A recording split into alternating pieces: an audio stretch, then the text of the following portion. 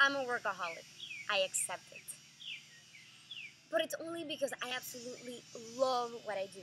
And I mean, I love my job. It's usually the first thing I think about when I wake up, and it's also usually the last thing I think about before I go to bed. I never imagined getting bored of this. Now, that being said, I often get questions like, how do you juggle between your personal life and your professional life? Or how do you keep your sanity and your productivity without just going crazy? And the answer is right here in this bench where I'm sitting right right this second. Now, this is why. If I have something to look forward to, that makes all the difference in the world for me. Now, while I really enjoy this creative path that I've chosen for myself, and usually the creative path that I'm sure you've picked for you too, I also recognize that this journey is filled with overstimulation. It's filled with overwhelm. We have so many distractions. We have so many magazines. We have so many tweets. We have short attention spans. There's so much noise surrounding us. So this is my concern, that distractions hinder our ability to be productive. But even most importantly, it hinders our ability to produce meaningful things and things worth singing about. Distractions let us just become numb inside. They they let us go by every day, every week, every month without even having core shaking reflections inside. Or the distractions don't allow us to ask the really tough and difficult questions.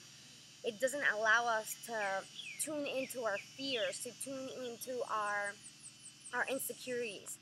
So this is a major problem. Now I have a story to share with you, a story that happened right in this bench. It was New Year's Eve, this past New Year's Eve, and I was sitting in this bench all by myself.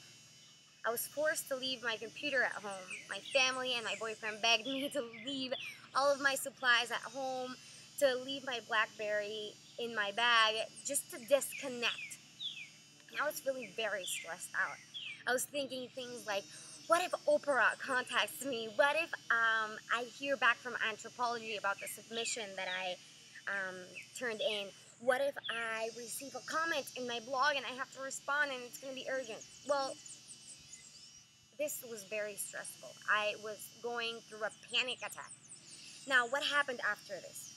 On top of the panic attack and on top of the stressfulness, I began to feel very uneasy.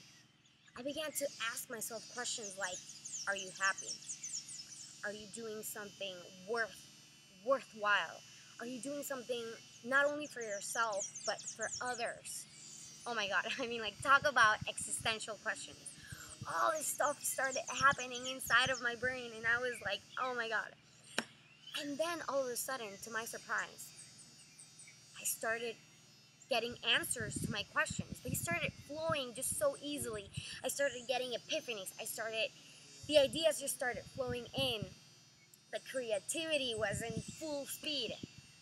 And I realized, oh my God, can this happen every time I'm all by myself, sitting in this bench, or running, or doing something that doesn't involve being 1 inch away from my computer or having my cell phone right next to me?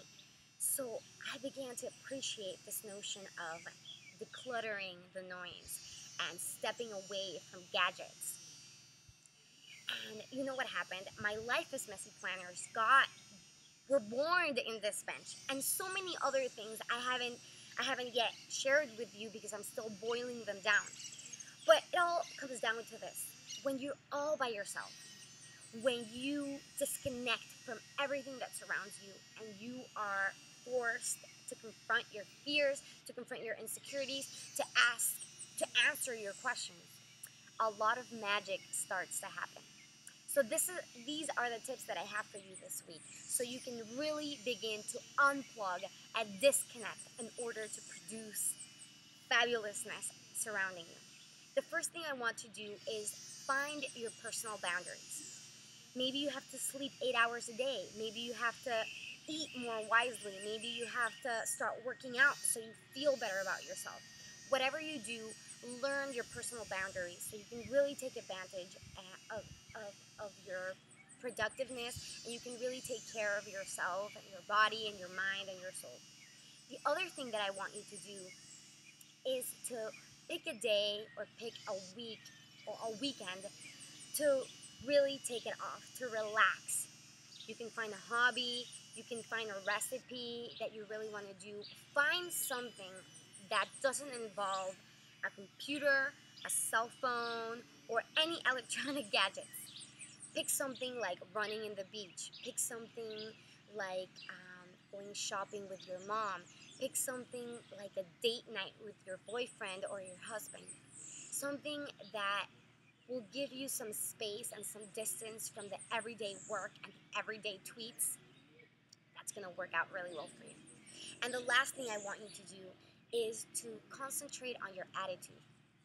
Know that you've picked this path for yourself. Know that you picked working as an artist, working as a creative entrepreneur.